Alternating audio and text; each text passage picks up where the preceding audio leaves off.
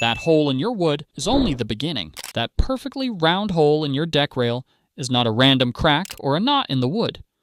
A carpenter bee drilled that hole. And right now, behind it, there is a tunnel running 8 inches deep into your wood with eggs inside it that will hatch into a new generation of carpenter bees next spring. I am going to show you exactly how to kill them, seal those holes permanently, and make sure they never touch that wood again. Here is what nobody tells you about carpenter bees. Before I show you how to treat them, I need to tell you something that is going to change how you look at every hole you have spotted on your property. And it will explain exactly why every approach you have tried before has only worked temporarily at best. Carpenter bees do not just drill one hole and walk away. That circular entry hole you see on the surface, about the diameter of your index finger, with almost perfectly clean edges like someone pressed a drill bit into the wood, is only the entry point. Once the female is inside, she turns 90 degrees and bores a horizontal tunnel called a gallery that runs 6 to 8 inches deep. Along that gallery, she creates individual sealed chambers. In each chamber, she deposits a single egg alongside a carefully packed ball of pollen and nectar for the larva to feed on when it hatches. She seals each chamber off with a thin partition of chewed wood pulp and then moves forward to start the next one. Here is the part that matters for your treatment. If you spray the entry hole from the outside or spray the adult bee flying around the surface, you are only addressing the outermost edge of this problem. Those eggs and larvae inside the sealed chambers deep in the gallery are sitting in individually sealed rooms inside your wood. Nothing you apply at the entry hole reaches them. They are completely protected from the outside. Those larvae spend summer developing inside those chambers. By late summer, they are fully formed adult carpenter bees. They spend winter dormant inside the gallery, insulated by surrounding wood. When spring temperatures rise, they chew their way out, mate, and immediately start drilling new galleries, typically within feet of where they hatched, because they are instinctively drawn back to the same wood they developed inside. This is the compounding damage pattern that catches homeowners completely off guard. Year 1, you notice 2 or 3 holes. Year 2, 5 or 6. By year 4 of an untreated structure, you can have dozens of overlapping galleries, weakening the interior while the surface still looks relatively intact. Eventually, the wood starts cracking and splitting because the inside has been hollowed out season after season without anyone realizing the full extent of what was happening underneath. Now you understand what you are actually dealing with. Let me show you how to hit every stage of it. Step 1. Treat the gallery before you do anything else. The most important thing to understand about permanently eliminating carpenter bees is the sequence of your actions. The order matters more than any single product you buy. Most people make the same mistake the moment they discover those holes. They see the damage, feel an immediate urge to close it up, and reach for wood filler or caulk and seal those entry holes shut right away. 2 weeks later, they find new holes appearing right beside the ones they just filled and cannot understand what went wrong. Here's exactly what went wrong. The bees already inside those galleries when you sealed the entry holes chewed straight back out through fresh wood filler within days. You sealed living adult bees inside a confined space with no exit, and their only option was to create a new one.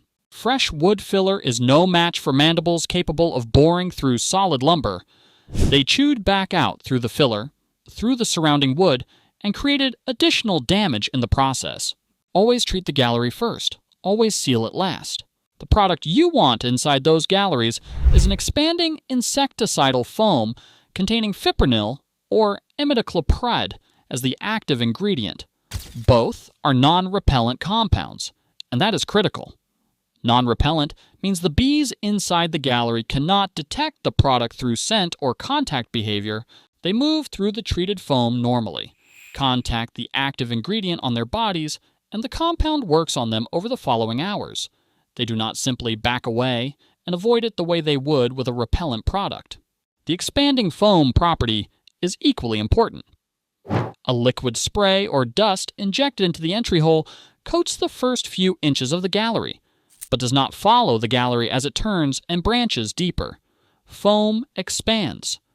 to fill the full volume of the cavity, pushing into every branch and chamber regardless of the angle it runs. Insert the applicator tip directly into the entry hole and apply until foam begins pushing back out of the opening.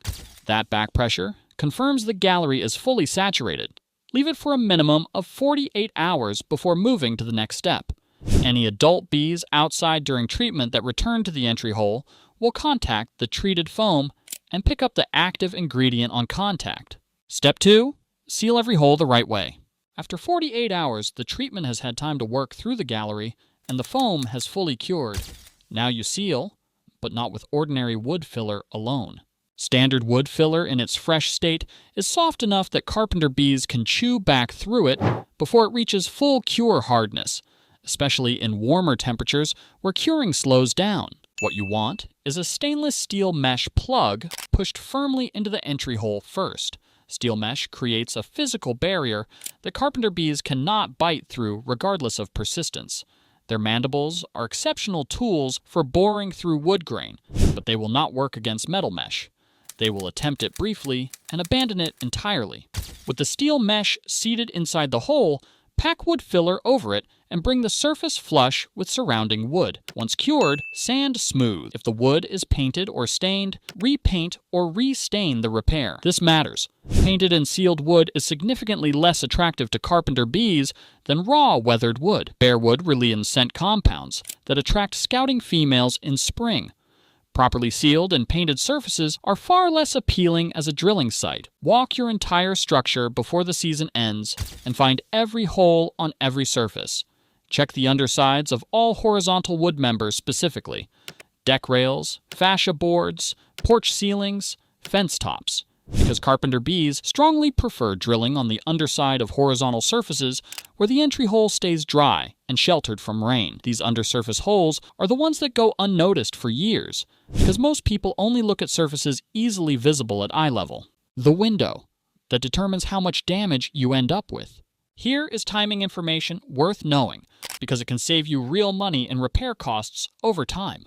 Peak carpenter bee drilling activity in most of North America runs roughly 6 to 8 weeks in spring.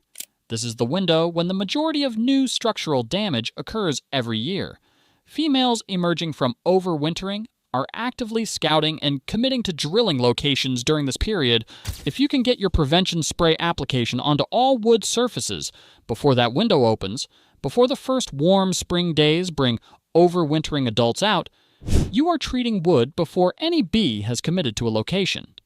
That is a fundamentally easier problem to solve than one where active galleries already exist inside your wood. After the spring drilling window closes, the visible buzzing and hovering that alarms most homeowners settles down. People assume the problem resolved itself. It is not.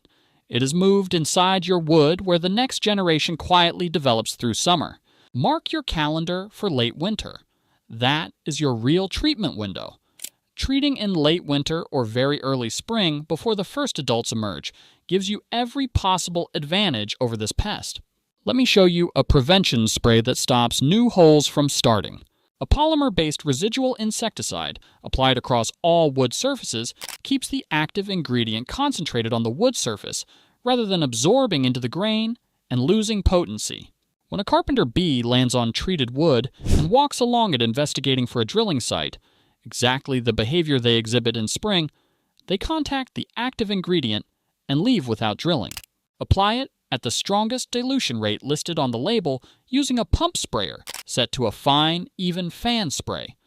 Cover every exposed wood surface on the structure: deck rails, fascia boards, porch ceilings, fence boards, window frames. An even coat that dries in place, not a heavy dripping application. This protective layer holds for approximately 90 days. One application in early spring and a second in early summer covers the full active season in most climates. Those traps you have seen online. Carpenter bee traps, wooden boxes with pre-bored entry holes and a clear collection jar below, do catch some bees. Some. In an active situation with multiple bees working a structure, a trap might remove 2 or 3 while the rest continue drilling completely undisturbed. The trap hangs there, giving the impression something is being done, while the damage accumulates on every untreated surface around it. Add one alongside a complete treatment system if you want. But if a trap is the only thing standing between your wood and carpenter bees right now, you already understand why the holes have not stopped. Before you go, if you are dealing with other pest problems around your home this season, the flea video I put out recently is one you probably need to see, especially if you have pets. There is a specific part of the flea life cycle that makes almost every treatment people attempt eventually fail, and once you understand it, the whole problem makes a different kind of sense. It is right here whenever you are ready. God bless.